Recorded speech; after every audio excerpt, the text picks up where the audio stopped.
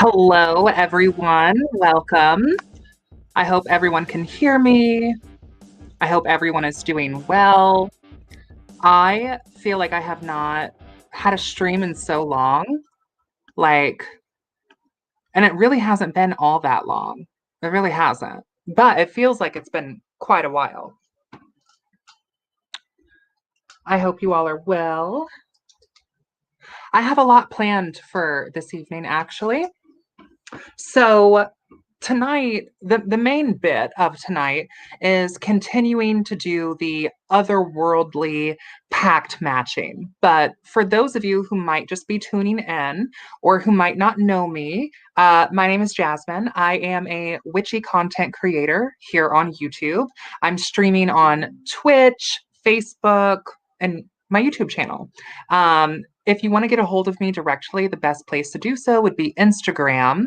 And yeah, I've been a practicing witch for about a decade. I help run the Solar Court Coven as the functioning high priestess. I make content about my personal witchy path and about being in like a coven. Yeah, I vlog. I do live streams. We have fun over here. So yeah, it's been a little while. Maybe some of you can tell that I haven't streamed in a little while. Recently, I did a stream with Yamila, the Heretic Witch. Loved it. Fun. Go check it out. And I see that some of you are here from her channel, so it's really cool to see some of you here tonight. I hope that you're doing well. So I recently published this book, right? Called Ambrosia's Book of Witchflight.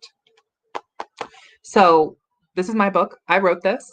And in the book, there is a spirit codex, the Liber Spiritus, and I will be doing pact matching using that spirit codex via bibliomancy with this book. But I also have something else that I haven't really announced that I'm going to be doing tonight also. So, as some of you might know, I recently started my second year of the RTA. The RTA is the Red Thread Academy. It's an online American folkloric witchcraft academy. No, I'm not sponsored. And no, I do not get paid or benefit in any way by you looking into the Academy or joining the Academy. But I'm talking about this because it's relevant to the work that I'm going to be doing tonight. And it's going to be really heavily influencing some of the content that I produce here on the channel. So I just finished filming a whole video talking about it. So that'll be going to Patreon here soon. And then later it'll be released to YouTube. For those who don't know, everything goes to Patreon first. And then over time it gets released from the vaults and is posted here on YouTube, right? From Patreon. So I just finished filming kind of an update informational video about big changes coming to the channel. And I will talk a little bit about it in tonight's stream, but mostly just stay tuned for that video where I talk more about it in detail. But I'm starting my second year. So the Red Thread Academy is a 3-year program, and I am going into my second year of this 3-year program. I'm fully committing to my second year, but I don't know if I'm going to commit to the 3rd year or not. I'm not going to make any promises, just like in my first year. I just wanted to commit to the first year that I wanted to work on. So the first year is very much about, working on solid foundations and building those foundations in your practice from an American folkloric witchcraft perspective. And that was really enriching for me. Even as a witch of about 10 years, I found a lot of benefit in revisiting those basics. And I think a lot of other people would too, regardless of your personal level of experience in witchcraft. It is from an American traditional or American folkloric. So if you're interested in that tradition, I couldn't recommend the Red Thread Academy more, really. So in my second year, you have main coursework to be doing, but you also pick a specialty. And the specialties, there's I think 7 of them. The one that I have picked is votary. And in my video, I talk about how I kind of got to that decision of picking votary. And if you know me personally, you know that I got my year 2 book early September because I wanted to be ready to start it on my birthday because I started the RTA year 1 on my birthday. So, I'm a creature of habit, right? And so I sat almost for about a month on what specialty I wanted to pick. I ended up being led to go with votary, which is very much something in line with what I already do outside of the RTA and have been doing before I started RTA. However, votary works specifically as a clergy of Aradia.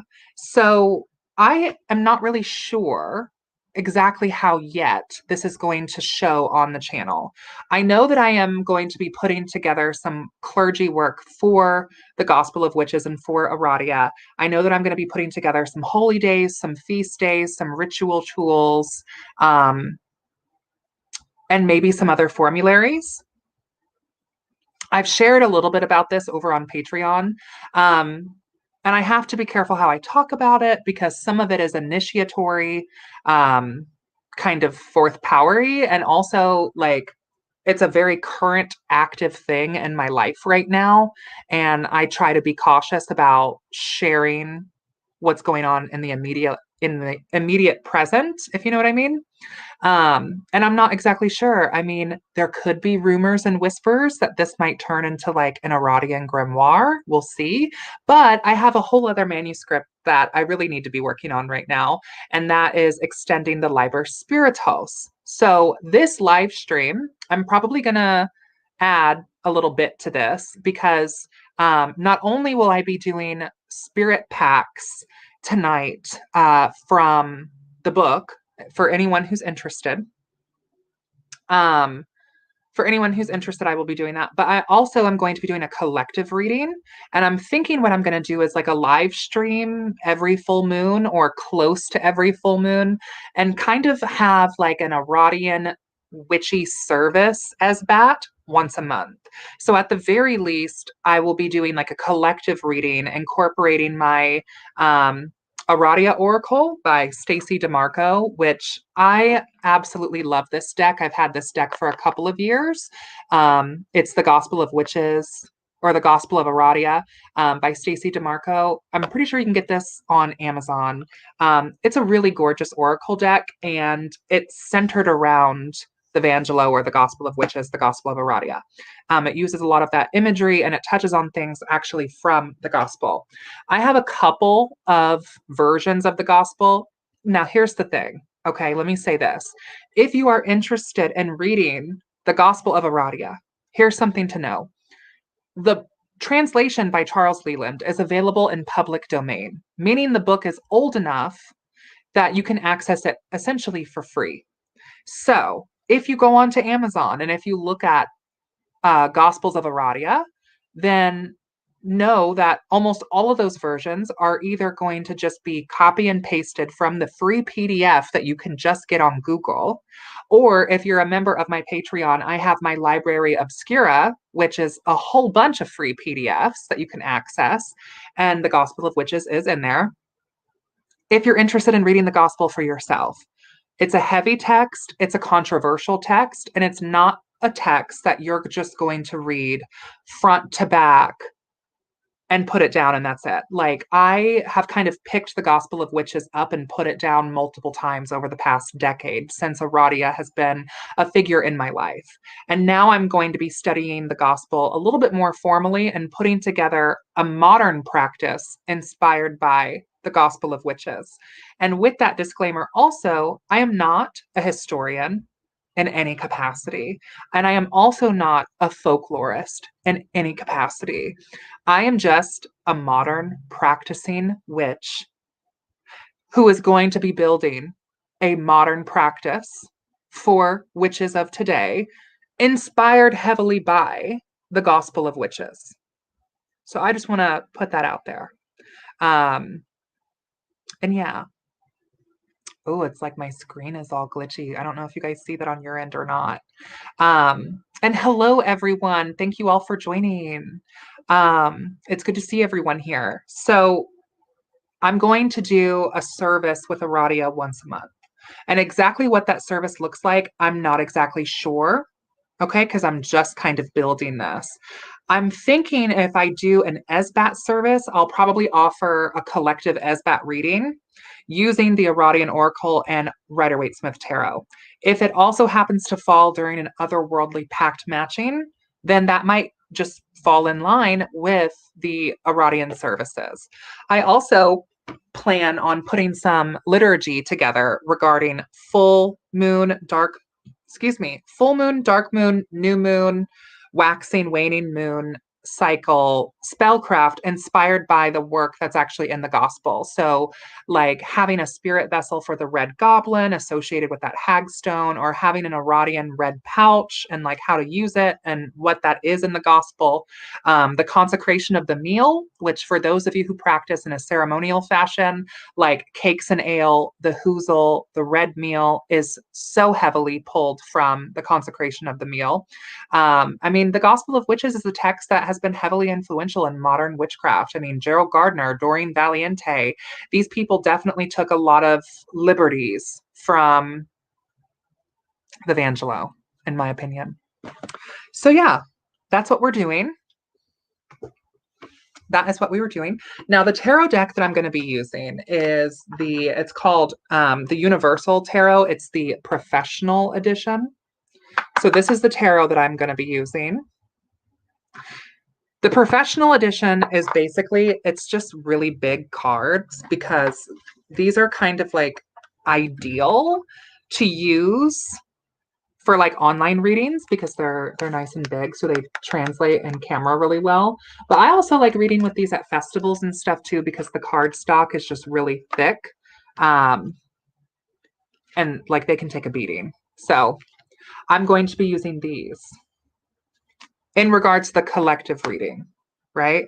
So we'll pull from the Aradian Oracle and we'll get a collective message with Aradia, and then we will also do an Esbat reading from my Frostmourne Moon spread from my book, Ambrosia's Book of Witchflight.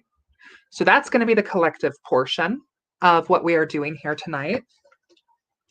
And then the other portion will be starting another Otherworldly Spirit Pact. So we did this last month, and the idea, if you're new here's the idea, right? If you guys are new, the Spirit Pact lasts for like a lunar cycle. If you want it to, I mean, you can have it last longer if you need to, but essentially from now until, let's say, November 27th, I believe that's the next full moon.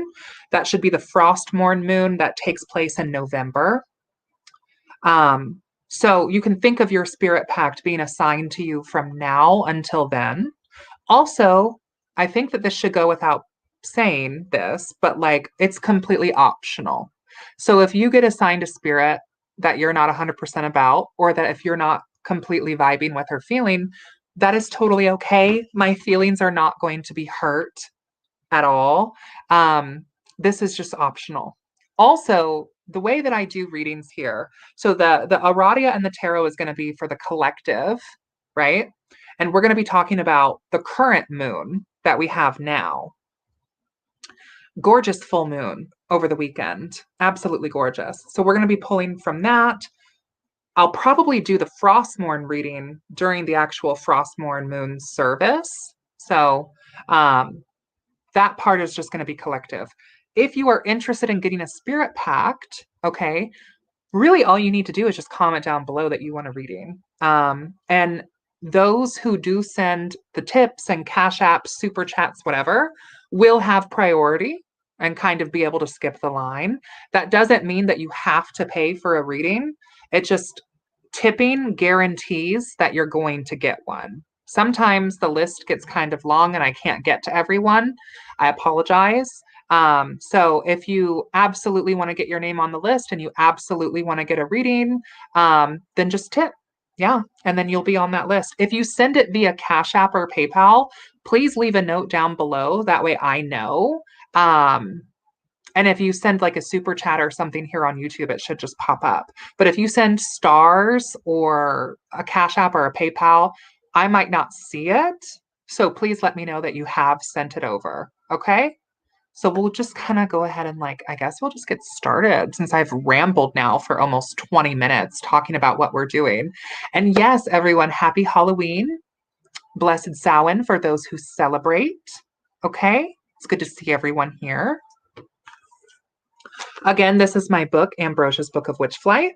And let's pull to our current Esbat. And we'll start our first service. And then after the service, we will do the spirit pacting, okay? So in my book, I have a list of spreads, okay? And these spreads correlate to the Esbat. Thank you. These spreads correlate to the Esbat. So like currently right now we have the Hunter's Blood Moon. All of the names of the Esbats in this book, all of the names of the Esbats in these book here is kind of like built upon different lunar name sources. So English, native, but heavily based upon my own bioregion. So the October full moon is called the full hunter's moon or the hunter's blood moon. And this is a time of hunting and harvesting to prepare for winter. The blood aspect comes from the association of Witches' Night, where we honor our beloved and mighty dead, as well as celebrate our Witches' New Year. So that's personal to our tradition and to our practice. Take what you like, leave what you don't, as always. So what messages does the Hunter's Blood Moon Council Cardinal have for us? Which, if you've read my book, I talk about the Witch Council and their work in the other world and how it pours and bleeds into this world, and how every full moon a different council member sort of rises to be and serve as a cardinal. So think of this as like we're getting messages from that council cardinal, each cardinal representing a different lunar phase, if that makes sense. And so tonight we'll be speaking with the Hunter's Blood Moon Cardinal. So the first three questions in the spread are pretty much always the same. We have our focus card, we have our help card, we have our harm card, And then the fourth is Messages Across the Veil. And the fifth is Malefica. And this is going to be the collective portion of this evening. So I think for the focus, I'll use my Aradia Oracle, and that'll be a collective focus. And then the rest, I'll probably just use RWS. So let's get into that.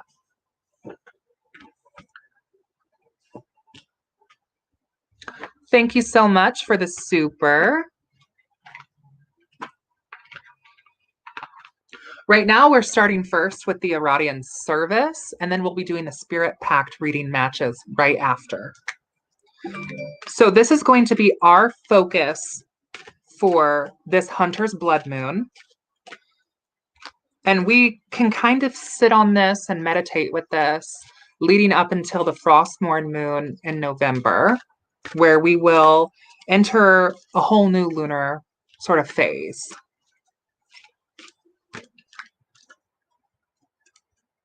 So right now we're pulling a collective card for like what should we be focusing on? What is like the main message here? Inspired by the Gospel of Witches, inspired by the Queen of Witches, inspired by Aradia. Interesting. So the card that I have here is Night Women, which this is also the image that is the cover art as well.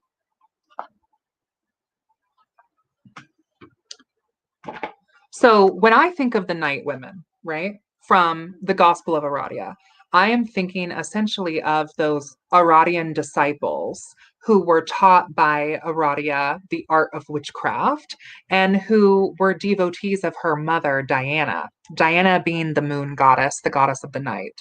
If you're unfamiliar with the Gospel of Witches, essentially Aradia is the daughter of Diana and Lucifer. And like Lucifer as in like a Roman pagan Lucifer, but Lucifer also as in an Abrahamic Lucifer. If you're familiar with The Chilling Adventures of Sabrina, and if you're into the OG comics of her kind of being the daughter of the devil, I think that you'll really like the Gospel of Witches. The Night Women are kind of like those who go after Aradia. So I've seen in some modern witch thought that some people see Aradia as a folkloric figure that kind of represents more of a title of people as opposed to just an individual. So the Night Women would be high priestesses, or in this story, in this idea, the Night Women would be high priestesses that then essentially pour the red soul into the next lineage and lines and generations of witches.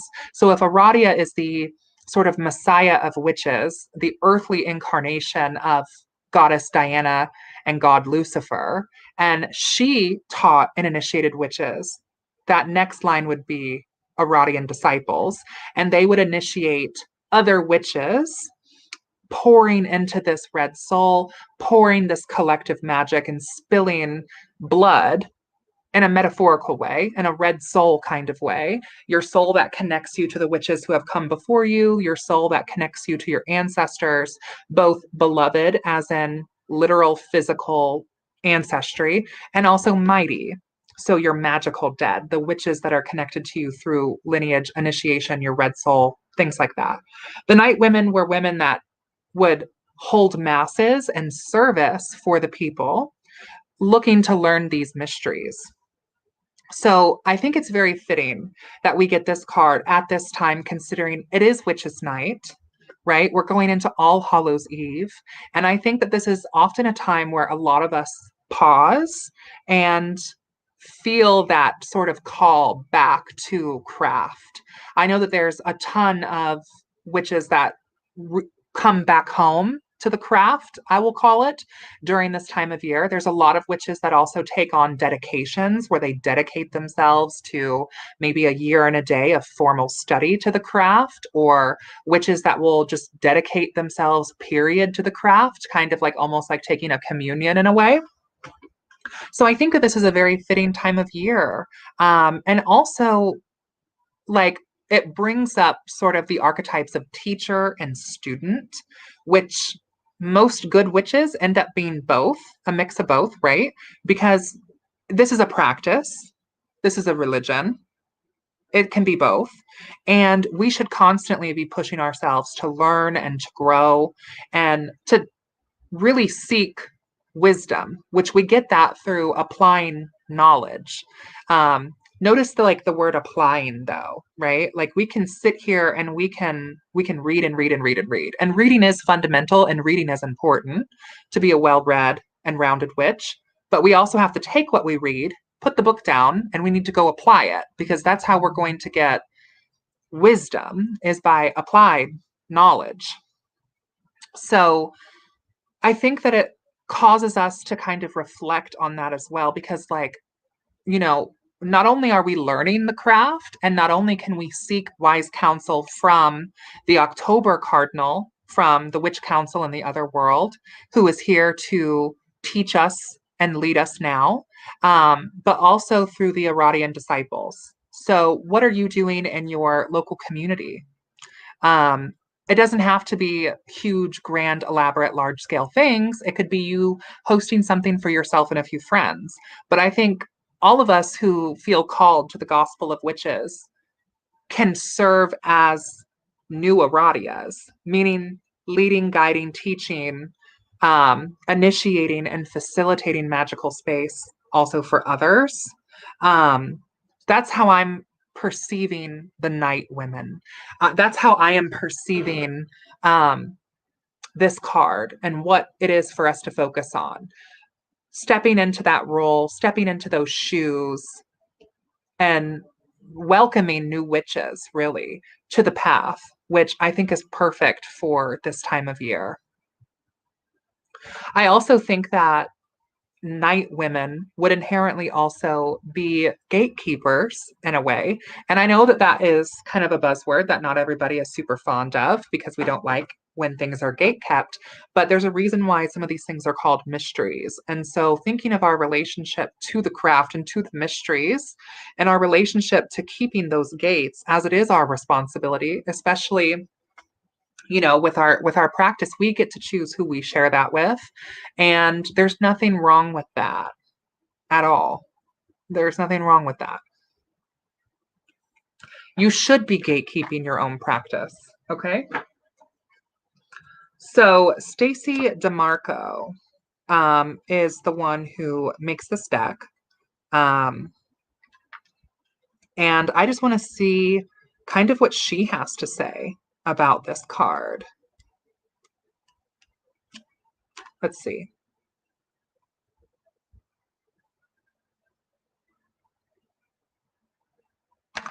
So page 68.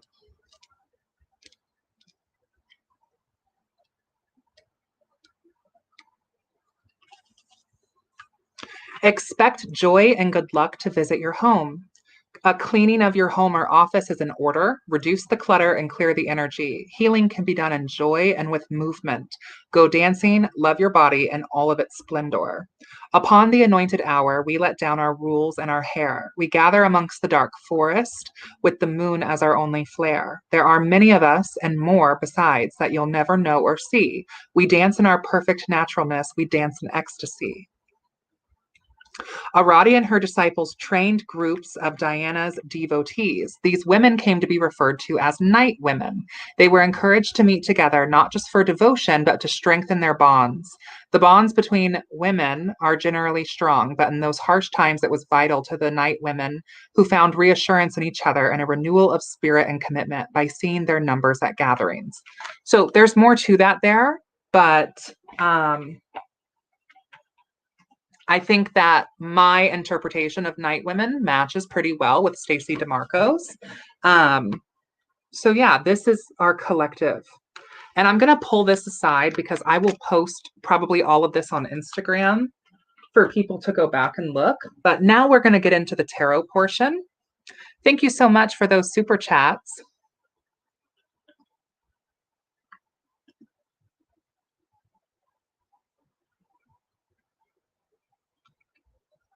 Okay.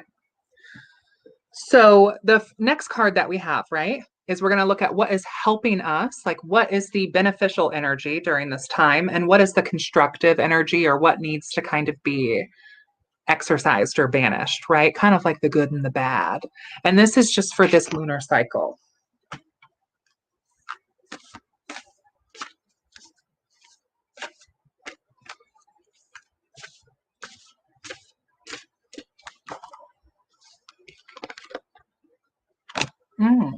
Okay.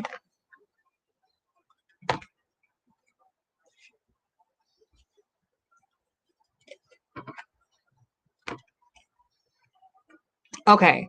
So, do we want to focus on what's helping us or what's harming us at this time? What do we want to do first? Why don't we just talk about the bad and we'll just kind of get that out of the way and then we can shift into the beneficial energy.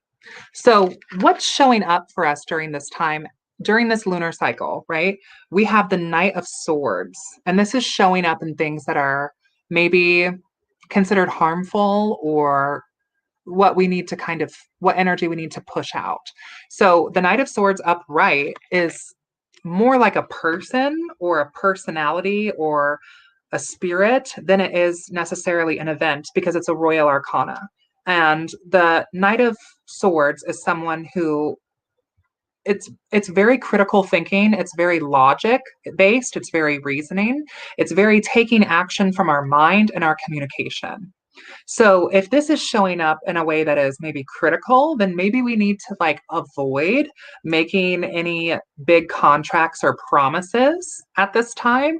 Maybe we need to really speak from the heart and in the moment of where we're at and not hyper focus and hyper analyze on every little thing. Maybe we need to spend more time working more from our heart space and connecting with our emotions and how we feel in the current moment versus connecting with, like our mind, because that would be definitely more swords. Also, like not rushing into anything new, not taking on any big new ventures.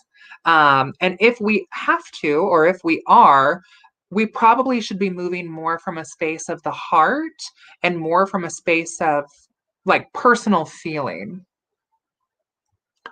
Cicada, I definitely believe that, yeah, I don't think that the Aradian mysteries are only for women. I don't believe that at all. Men, women, anyone in between, both or neither are welcome. So, yeah. Night men, right? Night siblings of the moon. But I think that we should pause a little bit on maybe starting any huge, big new things. And if we are going to, it needs to really be from the heart. And we need to really be working with maybe our cups and our emotions and our relationships more than we are working with like hard, fast, like logic and like reasoning at this time. I think that what the Council Cardinal is saying in regards to, how can the Knight of Swords be harmful? That can just be rushing into things. That can also be overthinking things. It can kind of be both.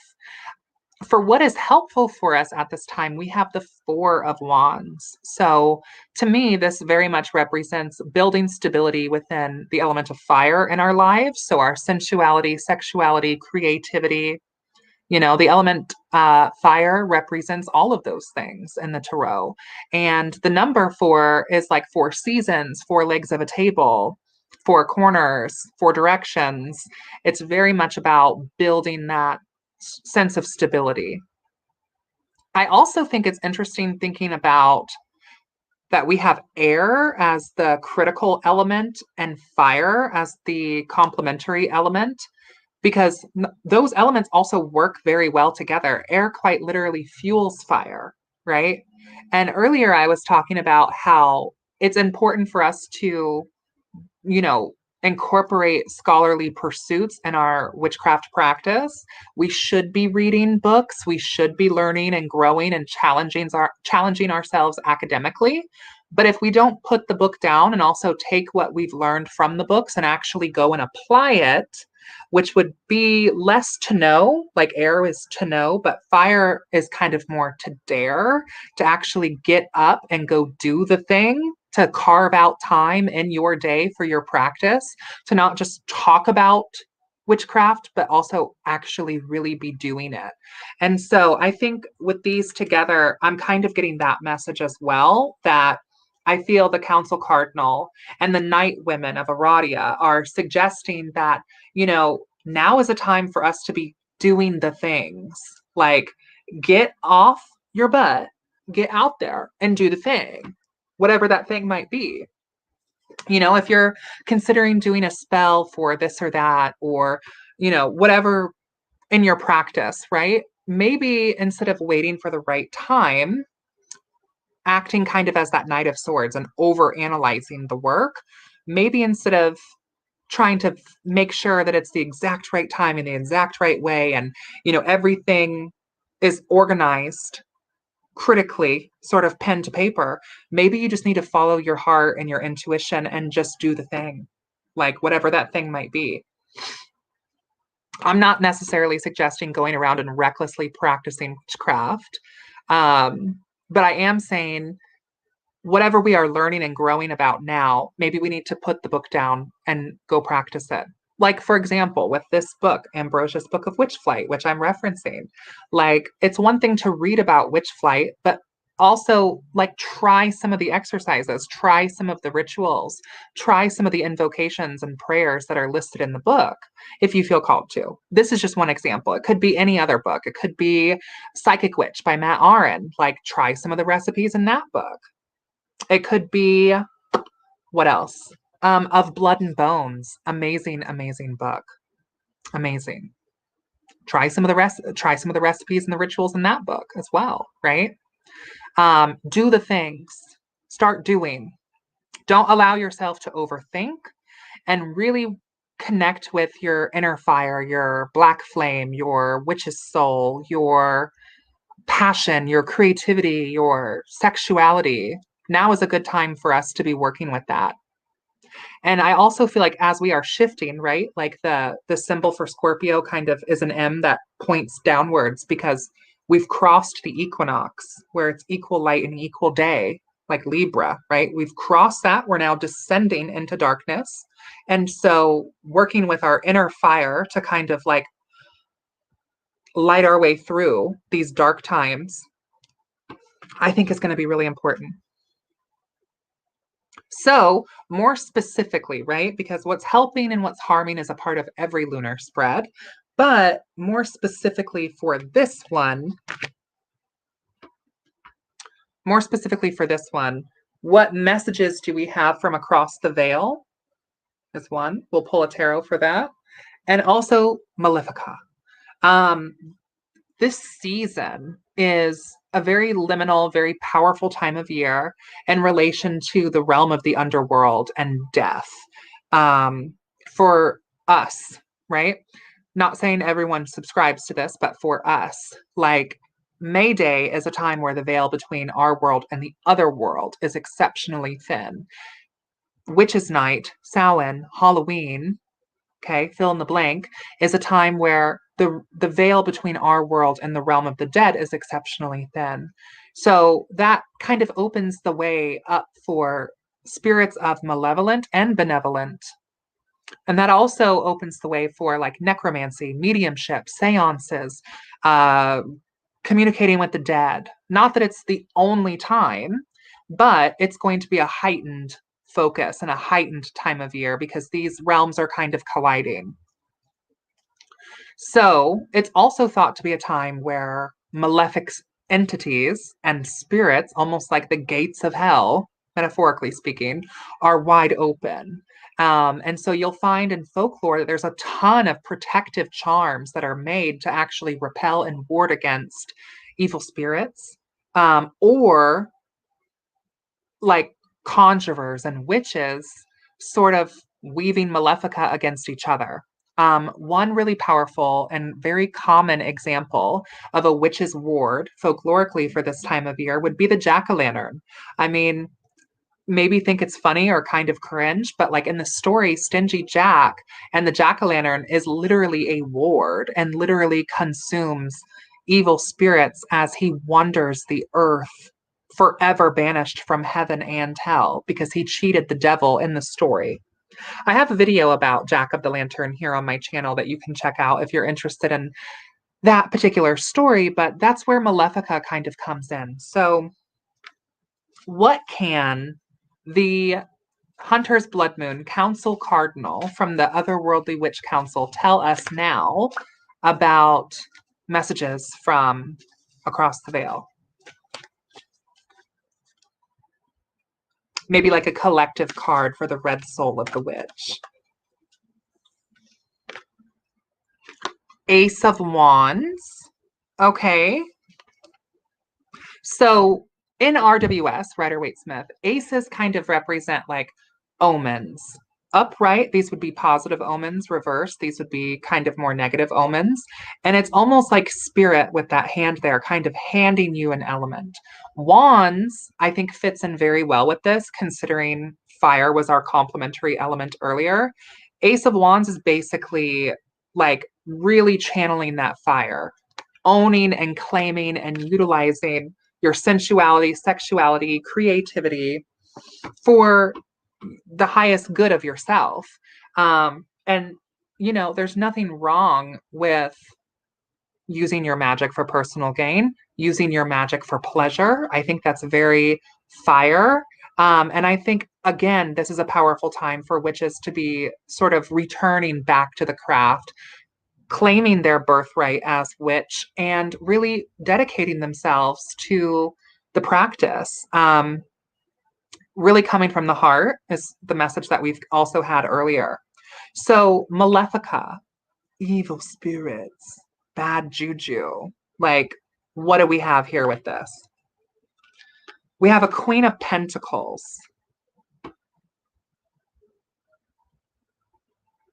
So I would take this in a couple of ways. This represents a person, not necessarily so much a situation. We could interpret this, and in order to protect ourselves, we should embody the nurturing, fair, just, kind, charitable Queen of Pentacles, the Queen of the Earth. Like, that is what's going to help us stay grounded and protected during this time. We could also think about working with the Queen of Pentacles as an embodied spirit from RWS, like maybe leaving the Queen of Pentacles offerings, and calling out to her and seeking her sort of protection. Maybe a Queen of Pentacles that is a night woman, maybe a Queen of Pentacles that is suggested and brought to us from the Witches' Council. We could also see this as there could be a Queen of Pentacles in our lives that are wishing us ill, that maybe we need to do some more divination on. Maybe we need to protect ourselves from the Queen of Pentacles. So that's all just kind of like food for thought to think on. I will probably post all of this on Instagram as well, with kind of some detailed explanations of what I think about this. But this is our general collective message for this time right now. So now we'll get into the actual spirit packs.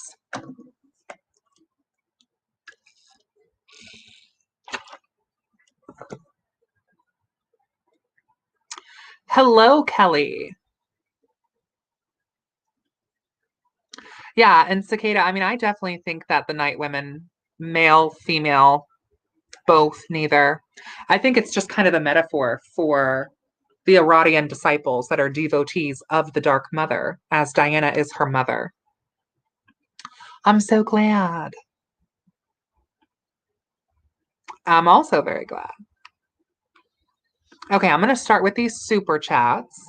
But if you're interested in a reading, again, all you need to do is just comment down below that you would like a reading.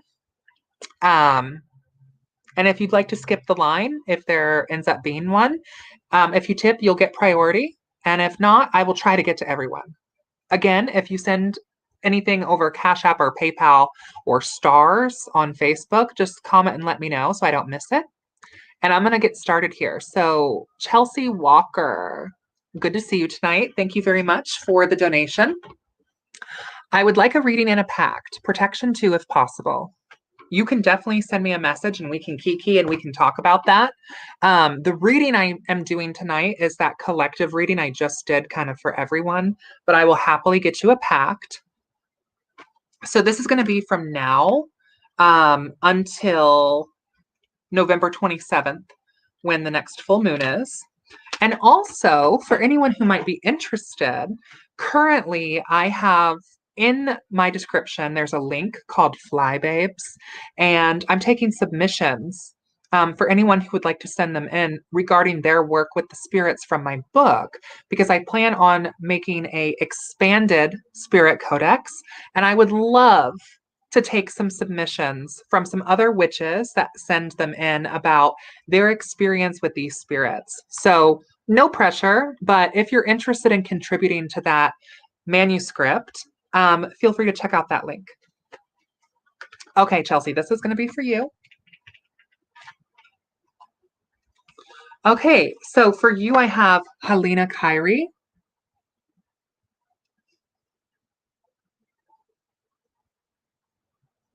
And this is what she looks like. Helena Kyrie is on page 179, if you have a copy of the book and would like to kind of reference her yourself.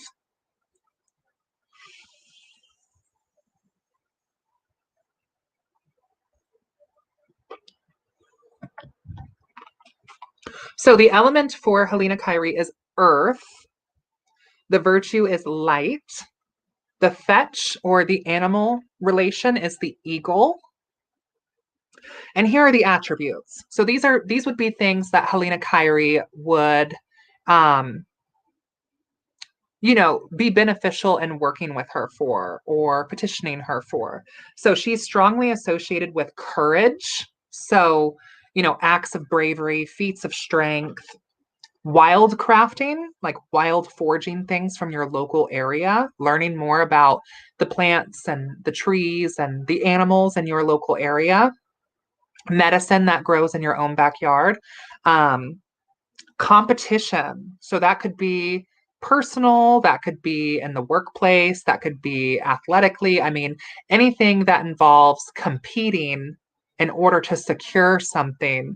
Helena Kyrie is very good at sort of tipping the scales in your favor. Metallurgy. So this is metal crafting and using different metals in witchcraft. That could be like through using enchanted jewelry, or that could be making the actual jewelry or welding, acts like that. Astrology. So learning planetary sciences. Hunting, be it literal hunting or magical. Okay. Athleticism, material gain, and builds strong walls. Build strong walls as in she is like a fortifier. Like she helps sort of ward the home and protect the home. Her location in the other world would be the hollowed woods, but she also is noted to venture into the physical realm as well. You're not too late, priestess. So again, this is her. Oop, oop, oop. Helena Kyrie. To me, she has kind of shown herself as like very like starry, celestial, almost Valkyrie-esque, strong woman, almost Amazonian, kind of Diana in a way. So that is your spirit pact. Just consider that, spirit pacts, again, of course, are totally optional. If you're interested in working with her more, you can access some of these mysteries through witchflight and through that meditation. And even if it's doing divination to work with the spirit and communicate with the spirit and seek wise counsel that way, or through the mirror jumping ritual that I have in the book, that can be another really positive and helpful way to have meaningful spirit communication. Okay, so next we have Scottish. It's good to see you. Okay. And thank you so much for your donation.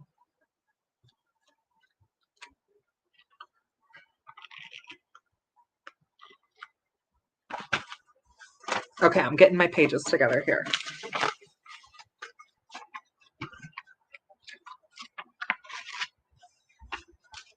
Oh my gosh. Okay, so I got Sylvie, which is literally on the same page.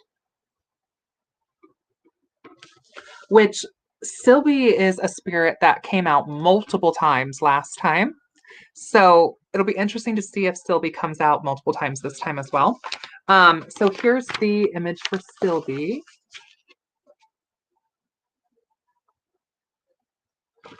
Sylvie is on page 178. So the element for Sylvie is air. So things like the mind, communication, logic, education, those would be areas of expertise for Sylvie. The virtue is death. So that virtue represents things like transformation, liminality, among other things, of course. The fetch. So the way that Sylvie has always appeared is that of like a hydra goose. So think of like a multi-headed dragon, right? Like the hydras, but as a goose. So I think that some people really sleep on the power of the goose and the geese sort of spirit because they are so protective, so territorial, and so inherently linked to witchcraft. Exactly, like Mother Goose. Those nursery rhymes are filled with so much witchcraft, like straight up for real. So Goose has a lot of influence within the craft.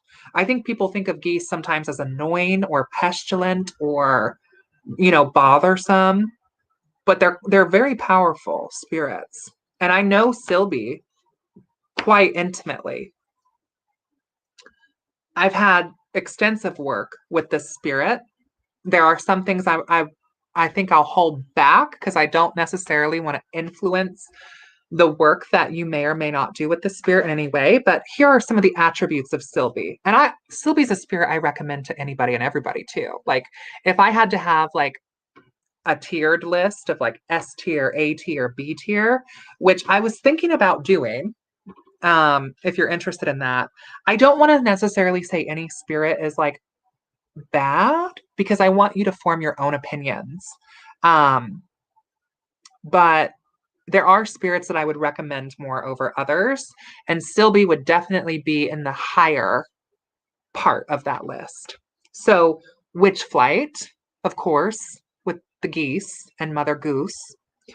Initiation, which I think ties really well into our collective reading for now being a powerful time to kind of return to the craft, rededicate to your craft, even if you've dedicated in the past, maybe taking this time to formalize a self-dedication ritual to your personal practice and your own power, and working with the Hydra Goose or Sylvie as a way to build that connection. Covenry.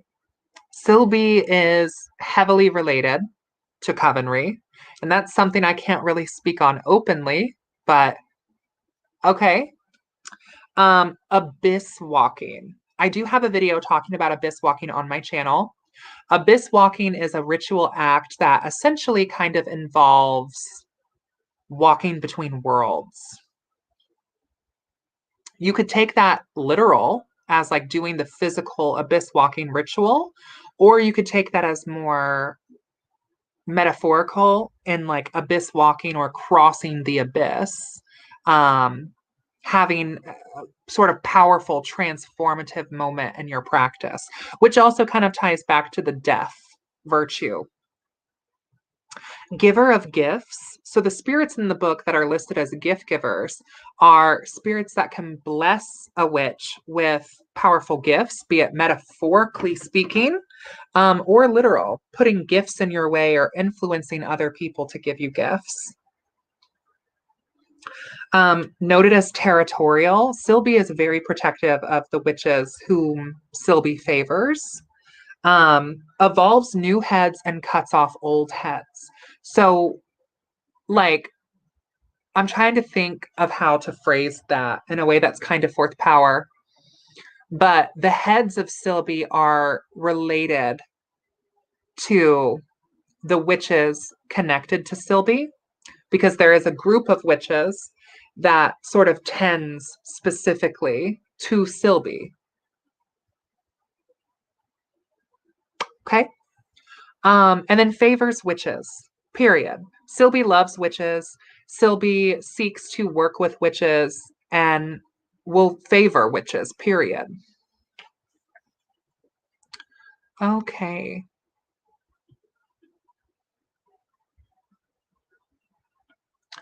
All right, cheese ball. That's a funny user. Thank you guys so much for these super chats, by the way.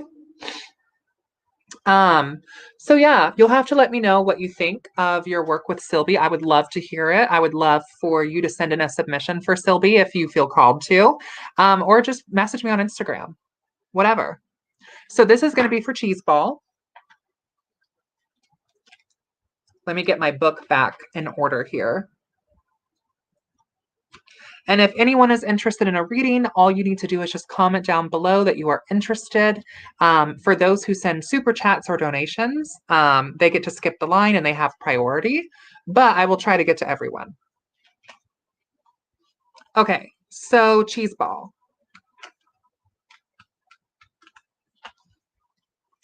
Okay, cheese ball, for you, I have the frog woman.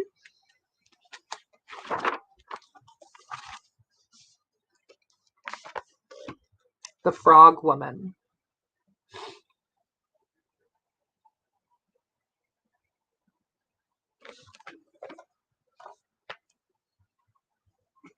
Oh, you're fine, Sarah. Let me put on like a little something here. Hold, please.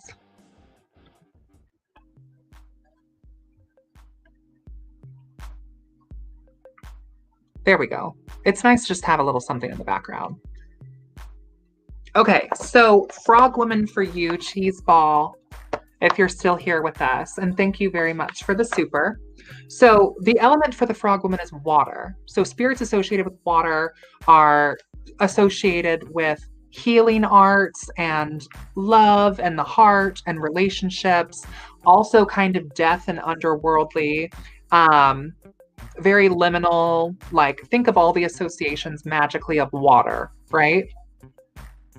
The virtue is death.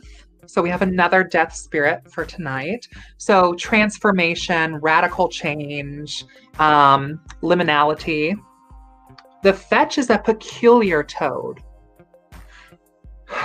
I wish I knew how to like explain this better, but for me, when I've encountered the frog woman in the other world, she often either comes in the form of like a soaking wet kind of like hag, like a very old, weathered, like woman. Hag, she's very hag-like. And I know that some people feel that hag is almost kind of like offensive. I don't see it that way. Like, I think crone is wonderful and beautiful and like, you know, wise old woman energy, but like hag to me is not necessarily a bad thing. It's like the hag is like, she has a ferality or whatever that word is, that like the crone is a little bit more kept, but the hags are like, they're wild, feral, witchy spirits. This one being associated heavily with bogs and water, swamps and rivers and creeks. So, and when I say peculiar toad, I've seen her take on the form of multiple toads, almost like a little toad swarm.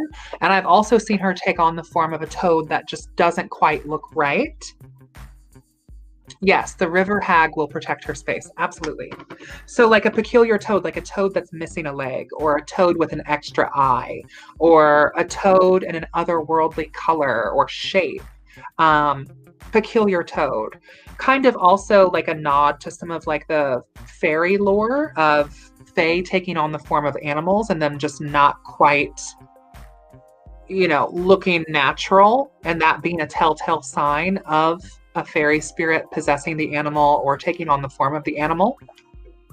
So her attributes are haunting. So causing hauntings or handling hauntings.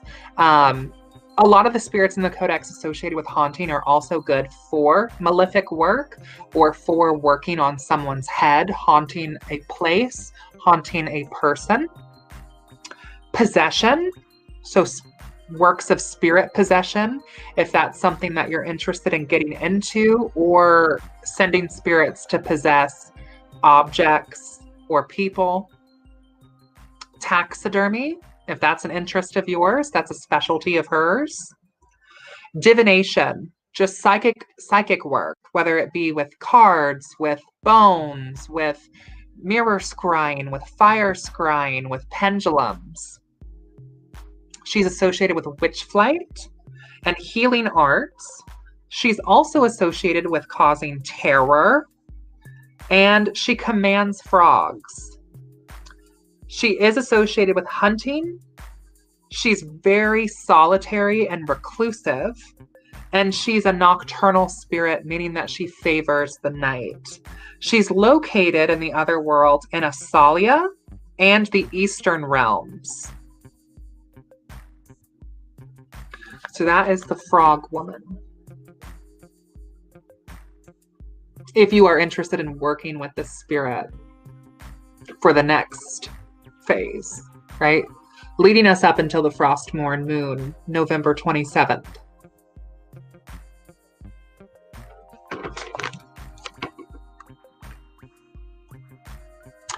All right, Steph, you are next.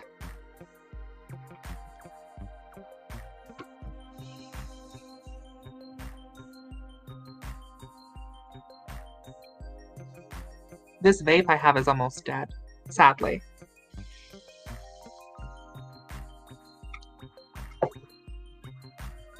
Good, I'm glad. I mean, I personally love the Frog Woman, but I also have immense respect for her because, she is a hag. She's worthy of that respect, and she commands it. And she is benevolent for the most part, in my experience. But kind of like dealings with people, right? You could have a wildly different experience with the Frog Woman than I have. That's kind of why I'm interested in getting some submissions for the book, to see other witches' personal experiences with some of these spirits.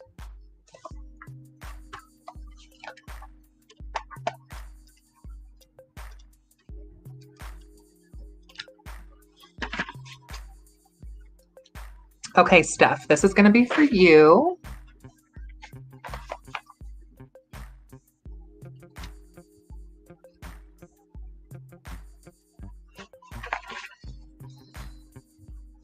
Okay, so for you, Steph, I got the Witch Council. So the Witch Council is like a group of spirits. I talk about it in the book. Essentially, they are like the supreme otherworldly witches council. Also quite bird-like. Typically, they're featured completely shrouded, and I usually see them in robes of white, black, red, gray. And there are 13 witches that make up the Witch Council. Each of them take a turn sort of democratically ruling that council and influencing witches in the physical world. So a cardinal is kind of like a title that, each one shifts into that role every lunar phase. Like right now we have the Hunter's Blood Moon Cardinal. And the cardinals sort of veil walk between the other world and this world and meet with witches that seek them to offer guidance and to attempt to sort of maintain the balance and the order between the other world and this world. So element is unknown. I'm not necessarily saying that they don't have an element at all. I just don't know where I would place them elementally, because they are a multiple and they are kind of like an everything, right? Their virtue is order. So they're interested in maintaining balance, keeping order, having cycles and rhythms to attend to, very structured, very Saturnian. Like the Witch Council, while individual cardinals might be a little bit more chaotic than others, they're a very structured group with set intentions.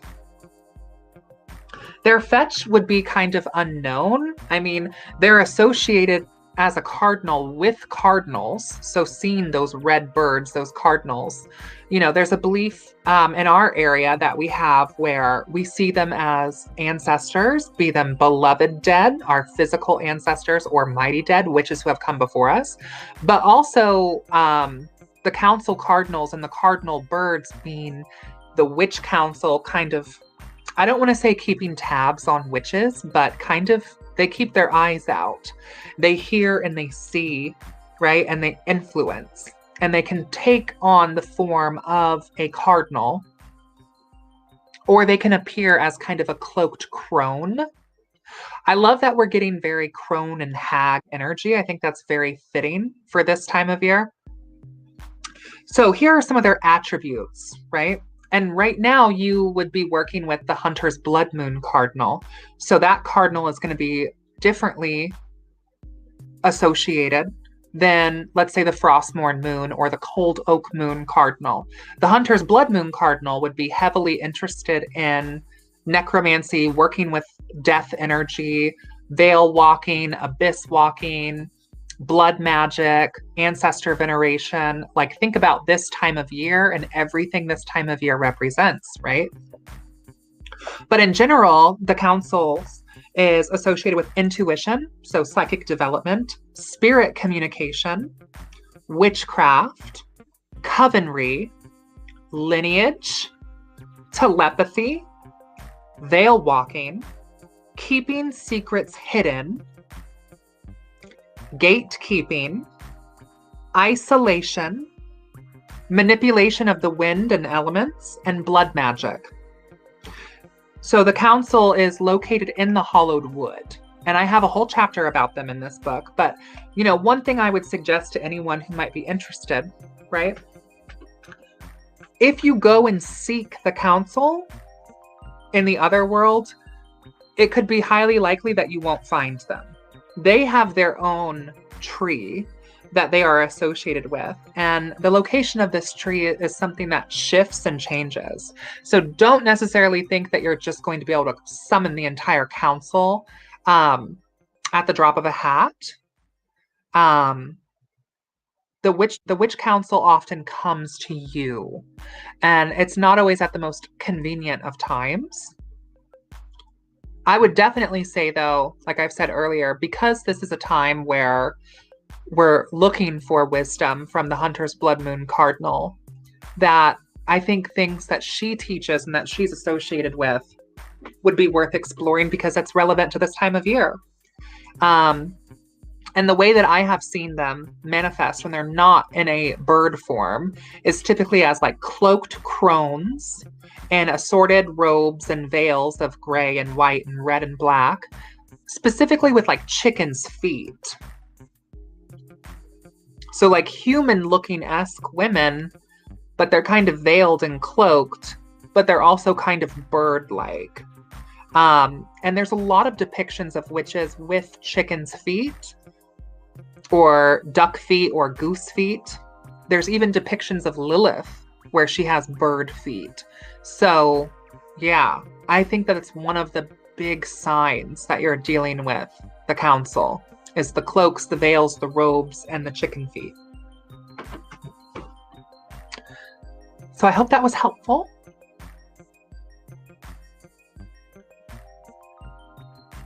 All right, Audrey is next. And then after this, I'll try to scroll through a little bit of our chat here and see who else we have interested in a reading. Again, thank you very much for the donation. And when you send a donation, you get to kind of skip the line. But I'm willing to give a reading to anyone who I'm able to tonight while I'm still on. So if you're interested in a reading, all I ask is that you just comment down below, or if you want to skip the line, you can tip. And there is no line right now. Okay? All right, Audrey, if you are here, you are next. You're very welcome, Steph.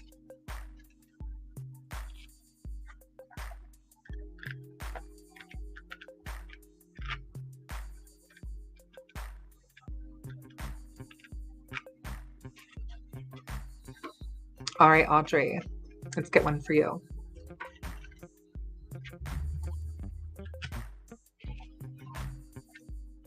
So for you, I have Akira. Akira is on page 186. This is Akira.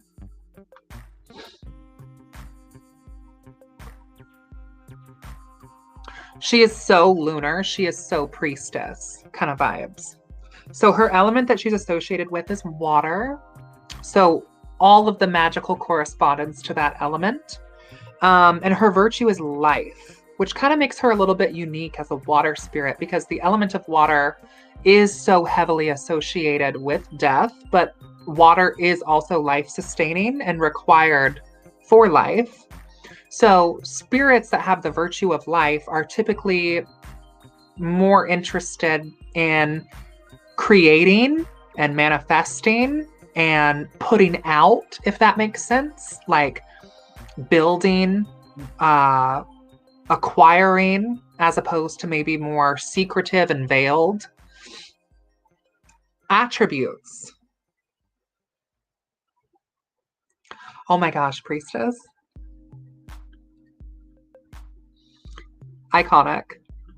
Okay, so the attributes for Akira. Travel.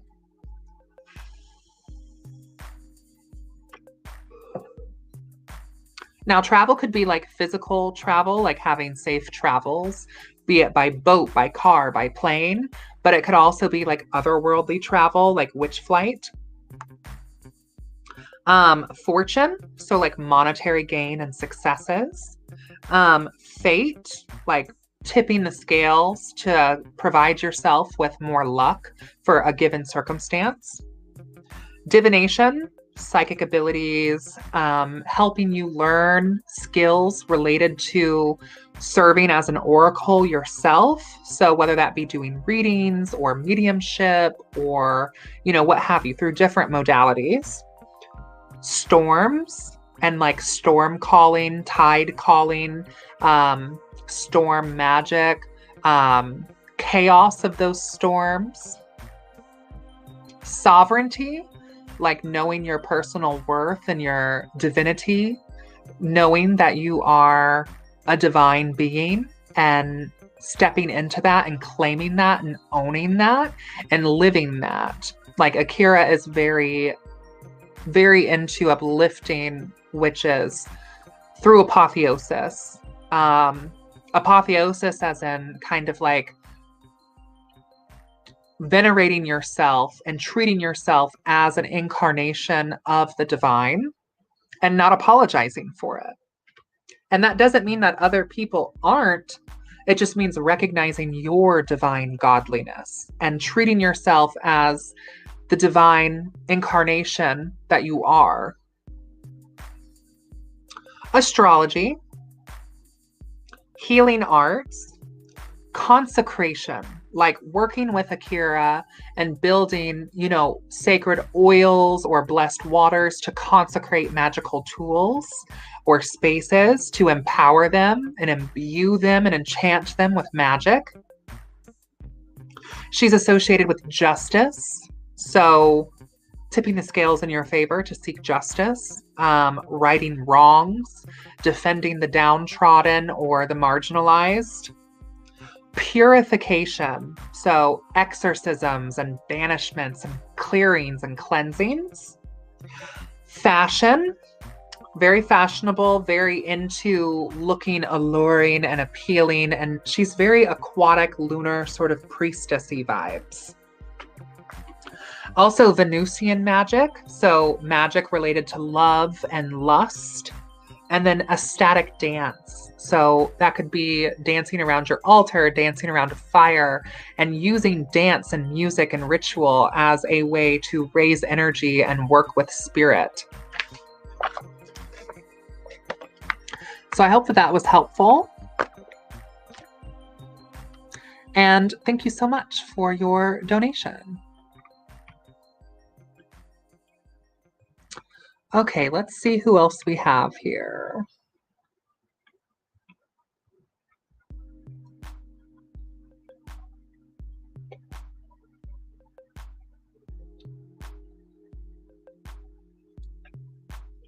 Hunter, are you still here?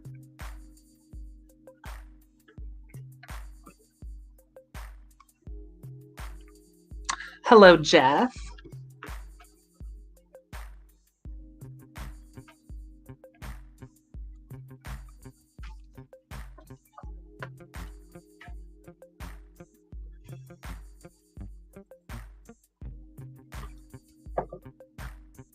I'm going to do one for Hunter.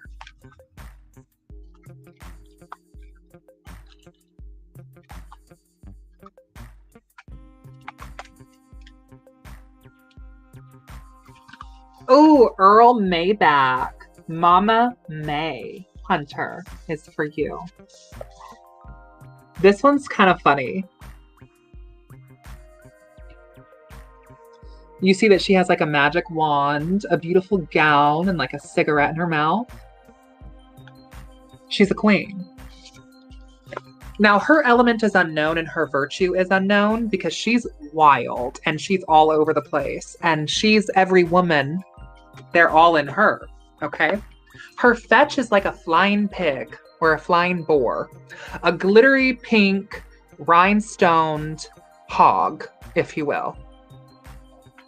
Her attributes are glamour, charisma, theater, conflict resolution, divination, intoxication, revelry, drag, courage, liberation, gives good familiars, and public transportation. She can be found in the hollowed woods. This is Earl Mayback, but she's also just known as Mama May. That's like an endearing term that people have referred to her as. I have seen her in my own downtown city center. I have sort of prayed out to her in times of need for getting home safely in an Uber, right? Mama May is wild and a party animal and very into debauchery and living in the moment, but she's also very maternal.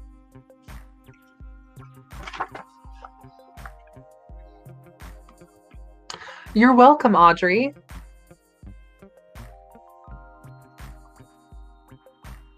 You're so welcome. Thank you.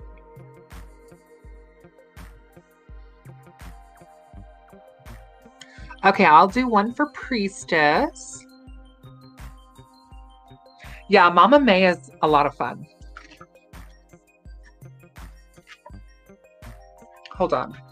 Let me get this book situated again. All right, Priestess, this one's going to be for you.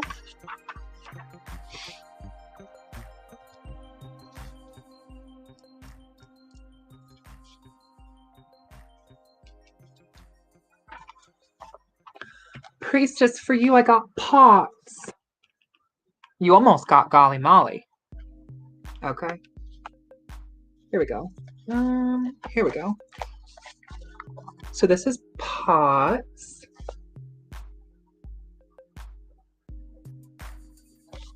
And pots can be found on page 199. Pots, to me, is like the quintessential like house spirit and hearth spirit of good housekeeping. So the element is earth, all magical things in relation to that. I think of like kitchen witchery, being grounded, the hearth, healing arts, like warding away from like illness and protecting the home. The virtue is life. So that's, you know, kind of like a magical virtue for this spirit, protecting and uplifting the virtue of life. Attributes, agriculture. Okay. I don't know if you're interested in growing any sort of harvest. You know, in the Northern Hemisphere, it might be a good time to be planning our next harvest, be it literal or metaphorical. Golly Molly does like to show up. Yes, she does. Healing arts, material gain, diligence, work ethic, okay, motivation, resourcefulness, protection, controls weather, protects the home, and a tailor. Associated and found within the hollowed woods.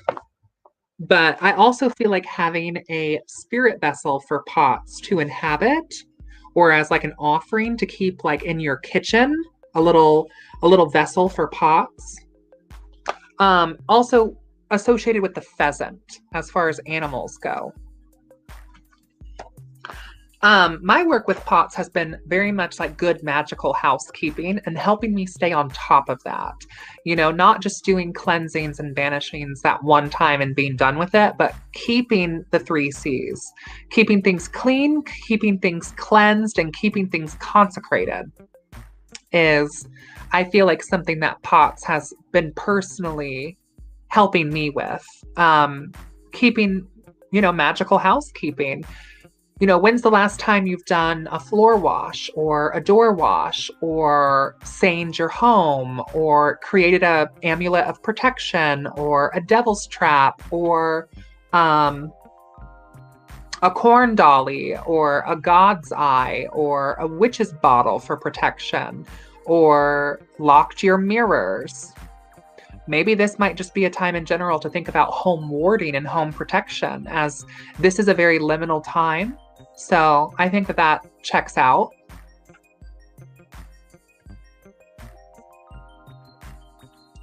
Very good.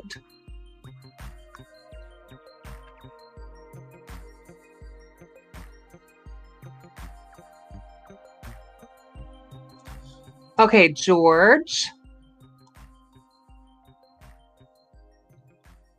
George, I'm going to read for you next if you're still here. You should, priestess.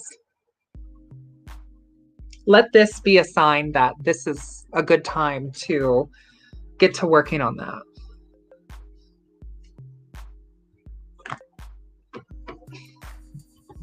And that pots can be a spirit that can assist with some of that as well. Even if it's like having a spirit vessel for pots that you leave payment for. Like maybe you have a house plant and every time you water it, you're leaving an offering to pots. Or maybe you have like a little statue that you keep in your kitchen, and when you cook, you talk to pots or tell pots maybe what you might need and sort of feed pots energy. Then pots could sort of help ward your home as a protector of the home in that way.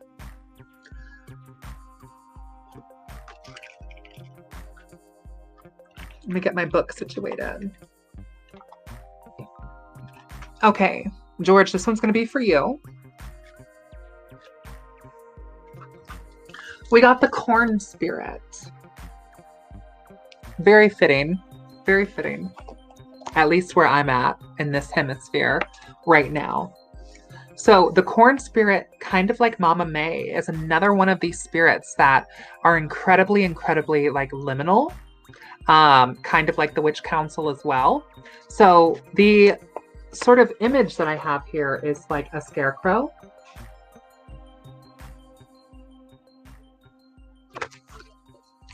The element is unknown because I feel like the corn spirit is just it's kind of all of it at different times. And the virtue is unknown.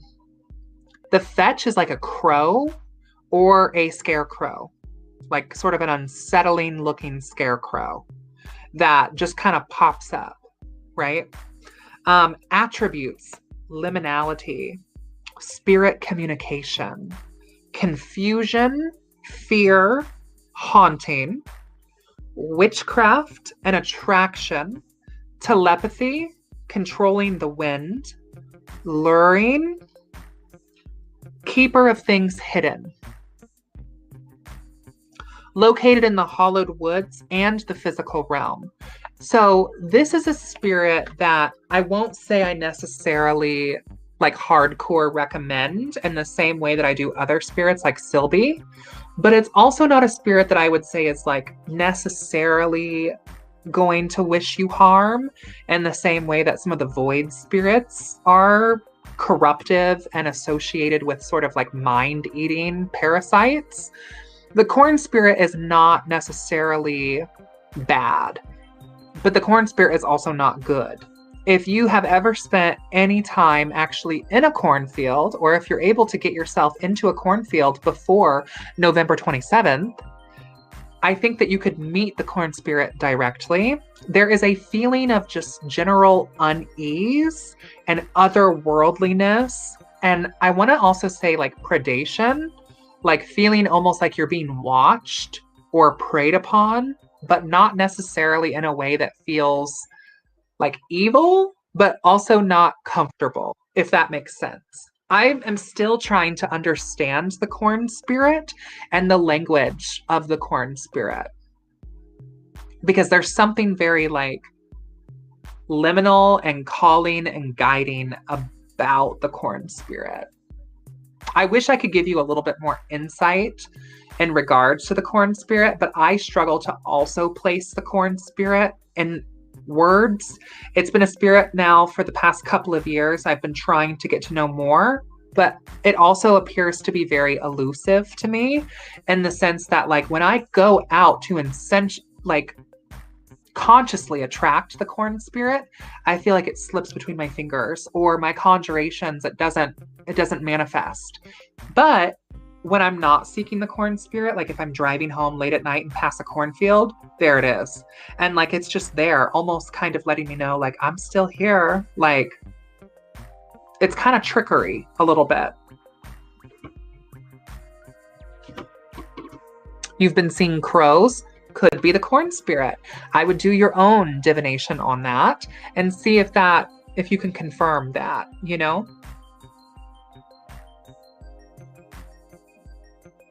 You just locked your mirrors, Sarah? I have a mirror locking recipe in the book as well, for those of you who might be interested.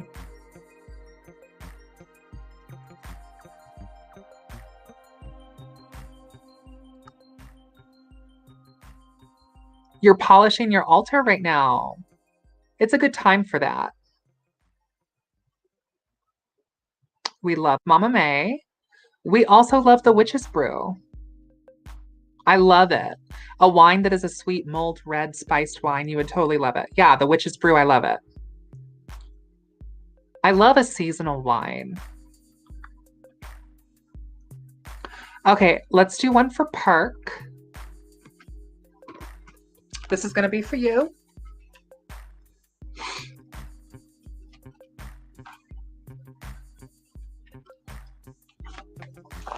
Perk, for you, I have the Nightman. The Nightman to me feels very much kind of like a masculine counterpart to Mama May. And also the Nightman kind of feels like a variation of the Man in Black or the Devil in Black. This is how he appears to me. It's very much giving like New Orleans. It's giving jazz. It's giving French. It's giving, you know, in the darkness of the night. It's giving a music that plays down an alleyway. It's giving the man walking down the street behind you in the middle of the night kind of vibe. Ooh, that sounds good. I wish I had some right now. So the element associated with the Nightman is fire, sensuality, sexuality, creativity, spirituality, like passion, very fiery spirit. The virtue is death, so transformation, liminality. The fetch is the Nightman, so a nocturnal. I normally see him appearing as like a musician or like a taxi driver or even sometimes like a homeless man. Attributes: intoxication, vampirism, ecstasy, illusions, omencraft, sex work, music, urban life, nocturnal. I guess there's music in here twice. Public transportation, and brings miracles. Located in Grydell in the Hollowed Wood, but I would also say the physical realm as well.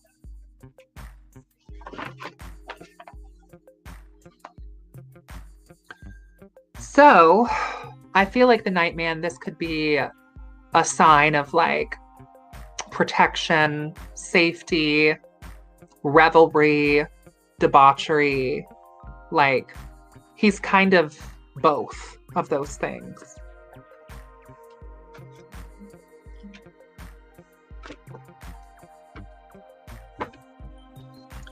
Well, I want to thank everyone for coming to tonight's service and this otherworldly pact matching.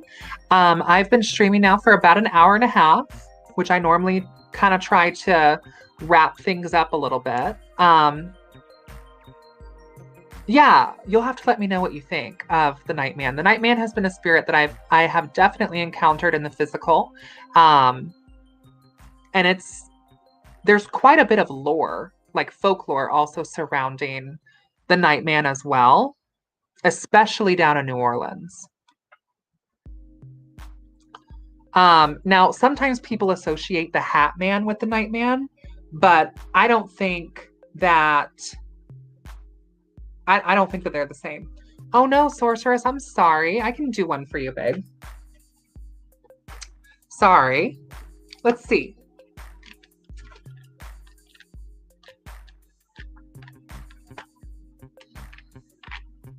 Okay.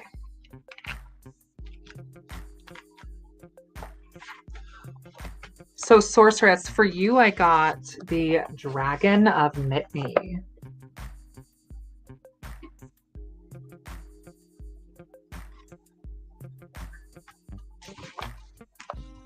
Now, the Dragons of Mitney are like very powerful, otherworldly entities. The element is air, and also that's a very strong element represented in the Eastern lands and in Mitney.